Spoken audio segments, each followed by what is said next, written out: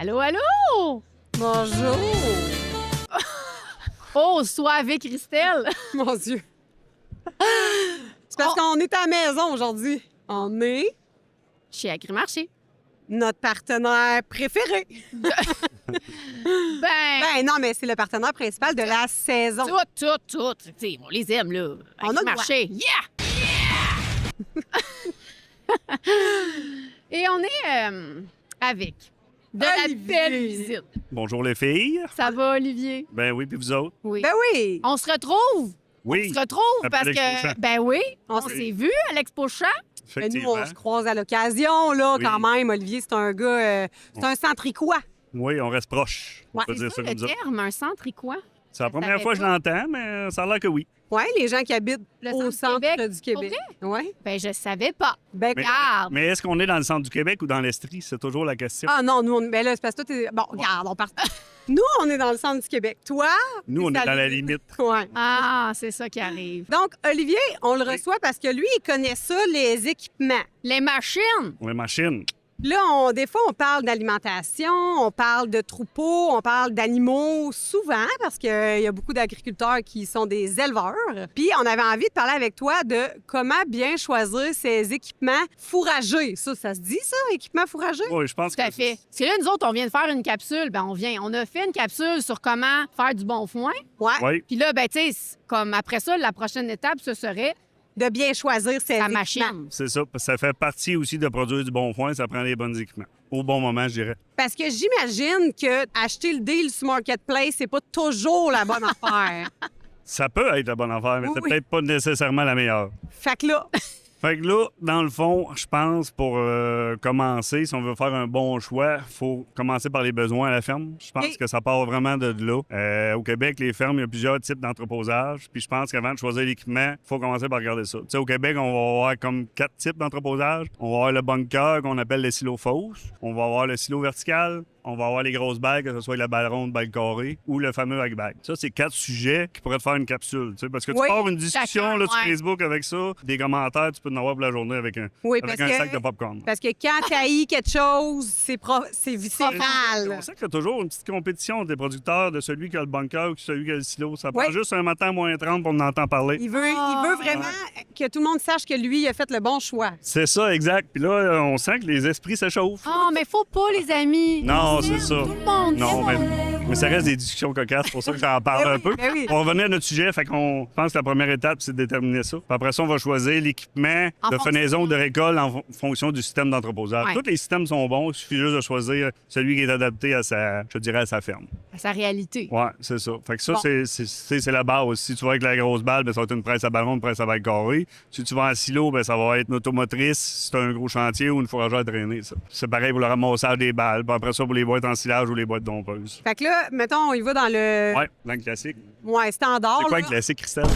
Oh, oh. Ben, c'est ça que là, peut-être que des fois, nos expériences peuvent influencer, puis des fois qu'on pense que le normal, c'est chez nous, mais le normal, Ouais. c'est peut-être pas ça. Non, c'est ça. Fait que ça prend quelque chose pour couper le foin. Oui, fait qu'on commence avec la faucheuse. Fait que faucheuse, si on veut être efficace, tu sais, on a vu souvent des faucheuses traîner en arrière des tracteurs. Il y en a qui ont 2 tracteurs, 2 faucheuses traînées. Mais tu sais, si on veut maximiser le temps, il y a la faucheuse automotrice ou sinon un tracteur, un seul opérateur avec une faucheuse combinée, qu'on va avoir 3 faucheuses. Fait que là, Parce qu'on peut mettre une faucheuse combinée. Frontale. Comme tu dis, c'est une Ouais. frontale, puis... on appelle ça papillon, là, tu sais, en bon québécois, mais ça, c'est 3 faucheuses sur le même tracteur. OK. Eh, mon Dieu, je savais même pas. Tu vois, le normal de quelqu'un, c'est pas le normal de tout le Non, monde. regarde.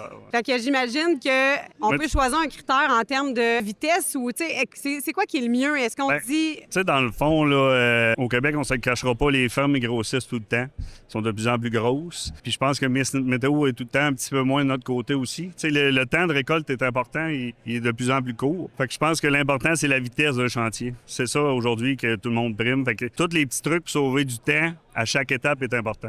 OK. Fait que là, tu priorises, mettons, tu regardes à toutes les étapes. Bon, j'ai besoin de quoi? J'ai quoi comme tracteur disponible? J'ai quoi comme opérateur disponible? Puis après ça, tu choisis l'équipement en fonction de ça. Fait que là, tu dis, je vais-tu avec un équipement plus gros, plus large, plus performant ou juste, dans le fond, plus automatisé qui va m'apporter tout le temps un plus? Fait que c'est un peu ça. Tu sais, je parlais de la faucheuse, on peut parler le ramassage de balles. Tu sais, on va voir souvent 2 tracteurs, 2 voitures plateforme. Mais là, aujourd'hui, tu peux remplacer ça par un tracteur, une remorque autochargeuse. Ça va être plus vite que les 2 autres. Tu sais, tu vas sauver du temps, du fuel, tout ce qui s'ensuit avec. Là. Fait que j'imagine que là, tu parlais du premier critère, que c'était notre méthode d'entreposage. Après Ouais. ça, De voir ce qu'on a disponible. Ouais, en termes de main-d'œuvre. Oui, main-d'œuvre et tracteur, Et tracteur. à chaque étape. Tu sais, Fait que là, une fois que ça, c'est fait, Ouais.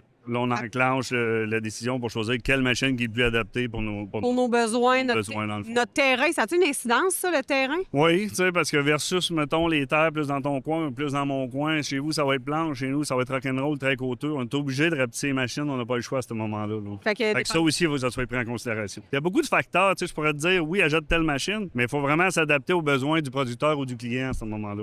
là, tu as parlé de quand on les ramasse dans le champ. Oui, puis versus, mettons, un autre... Oui, parce qu'il y en a aussi que c'est de l'ensilage, là. On a comme pas Oui, parlé c'est de ça, là. Mais c'est ça, ça dépend toujours encore du système d'entreposage. Mais tu sais, l'ensilage, pareil. Est-ce que le monsieur, le producteur, va avoir une Ou fourragère la traînée? madame, ou la Ou la madame. madame, oui, excusez. Ou les madame. Fait que s'il y a une fourragère drainée, souvent, ça va être une boîte d'ensilage. Tu sais, là, il va emmener ça au silo, il va décharger ça au silo. Là, dans les plus gros chantiers, un petit peu comme chez vous, ben là, ça va être souvent des grosses remorques dompeuses. Tu sais, les silos fausses, les bunkers, c'est ça qu'on voit. Tu sais, les trailers, les remorques dompeuses vont emmener du stock non-stop, là.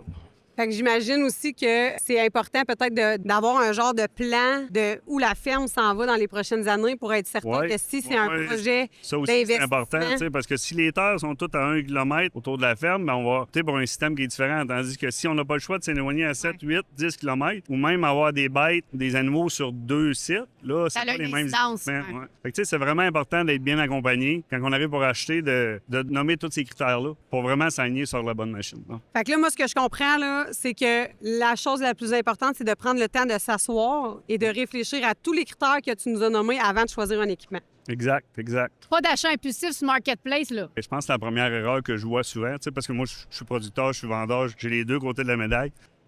Mettons, Olivier, ce serait quoi? Y a-tu une erreur là, fréquente que tu vois que le monde font ou. Ben, je pense que c'est une bonne question. Là. Souvent, le producteur va acheter trop vite, trop rapidement, ou sur l'impulsion, ou, mettons que sa machine est brisée, c'est encore plus impulsif parce que là, il n'y a pas le choix. Trop à dernière minute aussi, peut-être que c'est pas pris tout à fait assez d'avance. Là, des fois, on voit qu'il y a une déception après l'achat. La machine ne travaille pas comme il se pensait, ou ça va pas comme il voulait, ou la durabilité de la machine n'est pas là. Tu sais, quand on a là d'un équipement, l'important, c'est qu'on veut que le prix soit bon, on veut que la durabilité soit là, on veut qu'elle soit au rendez-vous pour les performances. Tu sais, c'est les 3 critères importants. Souvent, ce qu'on voit, c'est que le client aussi va être déçu du service après-vente parce C'est qu'il ça. a acheté trop vite. Ouais, puis Marketplace, le service après-vente, C'est ça. c'est moins là. Mais tu sais, moi, je dis, il y a peut-être une couple de questions qu'on pourrait se poser facile pour tu sais, éviter d'être déçu, mettons. Vas-y, on t'écoute. Ouais. Hey, vas-y. Première question, là. Est-ce que mon vendeur, que ce soit une marketplace, un garage, est-ce que mon vendeur connaît vraiment le produit qu'il me vend? Ça, c'est la base. Deuxième question aussi, que probablement que tu n'auras pas sur marketplace puis que de concessionnaire, tu vas l'avoir, mais que j'achète ma machine qu'elle arrive au champ. Tu sais, y a-tu quelqu'un qui va venir m'expliquer? Va-tu avoir un vendeur ou une personne qualifiée qui va pouvoir me l'expliquer puis faire tous les petits ajustements nécessaires puis me montrer les trucs? Tu sais, moi, j'ai déjà été chez des clients puis je déteste ma machine, mais personne n'a montré comment s'en servir. Tu sais, des fois, le petit ajustement ou le petit update ou la mise à jour sur l'équipement pour qu'elle soit faite, ça n'a pas été fait. Ouais. Ça, c'est important. Troisième chose aussi, tu sais, on l'a dit dans le foin, il faut que ça roule, on veut pas que ça brise, on veut pas que ça arrête. Les producteurs sont nerveux quand ça arrive, là, mettons. Ah oui, ça, Fait que, c'est tu sais, fâcheux quand ça Mettons, arrive. là, la question facile du producteur, si je brise un soir ou le samedi et le dimanche, y a-tu quelqu'un qui va me répondre? Tu sais, va-tu avoir les pièces nécessaires à me réparer? Ça, c'est un gros point que je trouve que le monde pense pas nécessairement quand il jette le après. Moi, il pense Ouais. quand ça Fait que brise. ça, c'est Ouais. important. Puis quatrième question, encore pire que ça. Tu as un gros chantier, tu brises le soir, la fin de semaine, même dans la semaine. Mais le concessionnaire, il peut pas te dépanner. Il n'y a pas la pièce où le bris est trop majeur pour que ça reparte là. Tu sais, ça peut pas repartir dans la demi-heure, dans l'heure. Ce concessionnaire-là, il va-tu avoir un équipement de remplacement? Il va-tu avoir quoi qui peut me louer temporairement? Au moins, me dépanner, finir mon chantier. Fait que ça, je pense que c'est des petits détails que souvent, le monde, quand il jette, il pense pas à l'après. Puis c'est vraiment important. Hey, t'étais tellement bon. Bon, Ouais. Ben, j'essaie un de faire mon possible. un gars qui avait des doutes, là, Ouais. t'étais très bon, Olivier. Merci. Excellent. C'était super clair. Merci beaucoup. Fait qu'on vous souhaite une bonne journée. On, Hey! on le réinvitera prochaine fois, j'emmène une Non, petite j'ai bière. trop chaud. Hey, merci, Olivier. Yes. Hey, merci, bye!